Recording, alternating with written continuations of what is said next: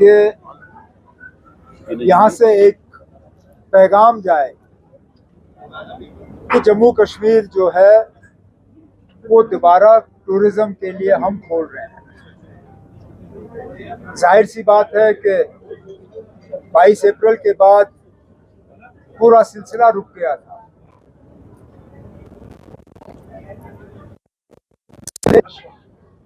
कि बाकी मुल्क भर से लोग यहाँ आना शुरू करें, आना चाहिए। इसलिए कल पहलगाम में कैबिनेट की मीटिंग, आज गुलमर्ग में एडमिनिस्ट्रेटिव सेक्रेटरीज और सीनियर एचओडीज की मीटिंग। कोशिश हमारे तरफ से ये कि कम से कम एक तो थोड़ी सी चहल पहल हो, दूसरा थोड़ा सा जो है पब्लिसिटी का सिलसिला बने। और इसके बाद मैंने एजुकेशन मिनिस्टर साहिबा से कहा हुआ है कि स्कूल्स, कॉलेजेस, उनके तरफ से जो एक्सकर्जन्स और पिकनिक्स का सिलसिला रहता है वो भी शुरू करें, उन्हें भी गुलमर्ग, पहलगाम वगैरह इन डेस्टिनेशंस में लाना शुरू करें, ताकि थोड़ी सी जो है नॉर्मलसी के तरफ हम चलना शुरू करें। सर, मेंबर्स का डेलीगेशन भी आया है, उनसे कल आपने मुलाकात की, तो किस तरह का इम्पैक्ट दिख रहा है आपकी, इसका असर आने वाले वक्त में देखने को मिलेगा? इम्पैक्ट तो बाद में पता चलेगा, लेकिन फिलहाल तो मैं शुक्रगुजार हूं कि वो आए, वो अपनी मर्जी से आए। मैं उसका क्रेडिट नहीं ले सकता हूं, डिपार्टमेंट उसका क्रेडिट नहीं ले सकता है। हम ये नहीं कह सकते हैं कि वो हमारे दावत पे आए। उल्टा उन्होंने वहां से हमें कांटेक्ट किया और कहा हम आना चाहते हैं, और मैं उनके यहाँ आने का शुक्रगुजार हूँ और उम्मीद करता हूँ कि उनका यहाँ आना हमारे लिए फायदेमंद साबित हो। सर, अभी भी कोई टूरिस्ट डेस्टिनेशन ऑफ है, बंद है, क्या खुलने का इरादा है? उनको बिल्कुल खोलने का इरादा है। उसके साथ साथ कुछ तो पूरे डेस्टिनेशन ही बंद है। मिसाल के तौर पे दौद पथरी बंद है, कुछ और जगहें बंद है, लेकिन कुछ जगहों पे डेस्टिनेशन विद इन डेस्टिनेशन बंद है। मिसाल के तौर पे आप गुलमर्ग आ सकते हो, लेकिन गुलमर्ग के आउटर सर्कुलर रोड पे नहीं जा सकते हो। आप गुलमर्ग आ सकते हो, टंगमर्ग आ सकते हो, लेकिन टंगमर्ग से द्रंग नहीं जा सकते हो। इसी तरह आप पहलगाम आ सकते हो, लेकिन पहलगाम के पार्क्स वो आपके लिए बंद हैं। बेताब वैली बंद है।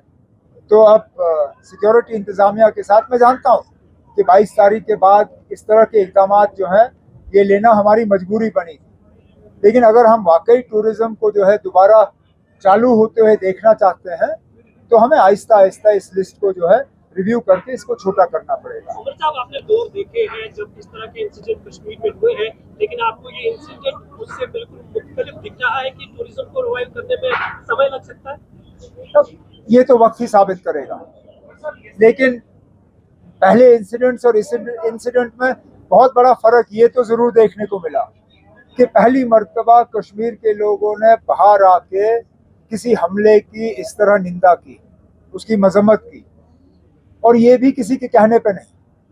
हुकूमत ये नहीं कह सकती है कि उन्होंने किया। कोई सियासी लीडर या समाजी लीडर या मजहबी लीडर ये नहीं कह सकता है कि ये उनकी बदौलत। ये लोग खुद ब खुद आए, कठुआ से लेके कुपवारा तक, चाहे वो चिनाब हो, चाहे पीर पंचाल हो, चाहे कश्मीर वादी हो, चाहे जम्मू हो। हमारे बड़े शहर, हमारे छोटे शहर, गांव में लोग बाहर आए और उन्होंने 22 अप्रैल का जो हमला रहा उसकी मजम्मत की। तो पुराने हमलों में और उस हमले में ये बहुत बड़ा फर्क देखने को मिला। साहब, हम देख रहे हैं कि सोशल मीडिया पे कश्मीर बाइकआउट का एक मुहिम चलाया जा रहा है, जिसमें ये कहा जा रहा है कि टूरिस्टों से कि वो कश्मीर ना जाए। आपको लगता है कि इसमें कुछ पीएम को पहल करनी चाहिए, उनको मैसेज? मरकजी हुकूमत को जरूर इसमें पहल करनी चाहिए। उनको अपने एजेंसियों का इस्तेमाल करके पता करना चाहिए कि कौन से लोग हैं, क्योंकि कश्मीर के लोगों ने यह हमला नहीं किया। कश्मीर के लोगों को यहाँ से टूरिस्ट, ये हमला हमारी इजाजत से या हमारे फायदे के लिए नहीं हुआ। कश्मीर के लोगों ने एक आवाज में बाहर आके 22 तारीख के बाद कहा कि नॉट इन आवर नेम, हमारे नाम में नहीं, हम इस हमले के साथ नहीं हैं। उसके बाद भी अगर आप कश्मीर के लोगों को सजा दें और उनको बाइकआउट करने की बात करें तो मैं माफी चाहता हूं, खुदा ना खास्ता अगर इस तरह का हमला हमें कभी दोबारा देखना पड़े, कौन आएगा ना उसकी मजम्मत करने के लिए? अगर मजम्मत करने के बाद भी हमें गुनहगार समझा जाता है तो फिर हम करें तो करें क्या? इसलिए मैं चाहता हूं कि मरकजी हुकूमत इस चीज को जो है नजरअंदाज ना करें, वो अपनी एजेंसियों का इस्तेमाल करके इसमें तहकीकात करके इस कैंपेन को रोकें। पीएम की बात का हमेशा एक इम्पैक्ट रहा है, आप पीएम से कहेंगे कि वो इस तरह की No more light to be thrown on it. In principle, Cabinet has given its approval and tasked the R&B department to frame a concrete proposal and also to invite expressions of interest in terms of designs for this memorial. And once it comes, then we'll take it forward from there.